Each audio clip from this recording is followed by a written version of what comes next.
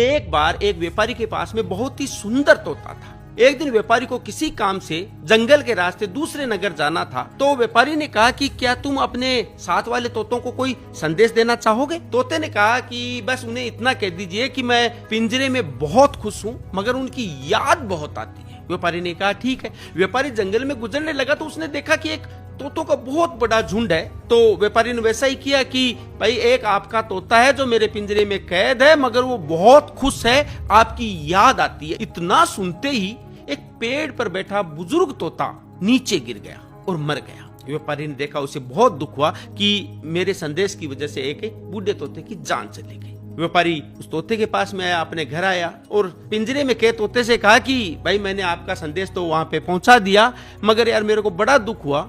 ये संदेश सुनते ही एक बूढ़ा तोता था, वो तो बेचारा मर ही गया। इतना सुनते ही वो जो पिंजरे में कैद तोता था वो भी नीचे गिर गया और फड़फड़ाने लगा और बेजान हो गया। व्यापारी को बड़ा दुख हुआ कि ये भी मर गया। उसने उसको बाहर निकाला और बगीचे में फेंक दिया। जो ही उसको बगीचे में फेंका, तोता अचानक से उड़ा और पेड़ पे जा बैठा और अपने मालिक से बोला कि मेरा जो बूढ़ा दोस्त था वो मरा नहीं था, वो मेरे को संदेश देना चाहता था कि अगर आजाद होना है, हमारे पास आना है, तो मरने का नाटक करो।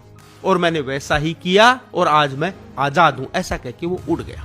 इस कहानी से हमें इतना ही सीखने को मिलता है कि अगर जिंदगी में आजाद होना है, सफल होना है, तो अपने बड़े बुजुर्गों की राय लेते रहिए, उनका कहा मानिए, उनके अनुभव आपके जिंदगी भर काम आएंगे।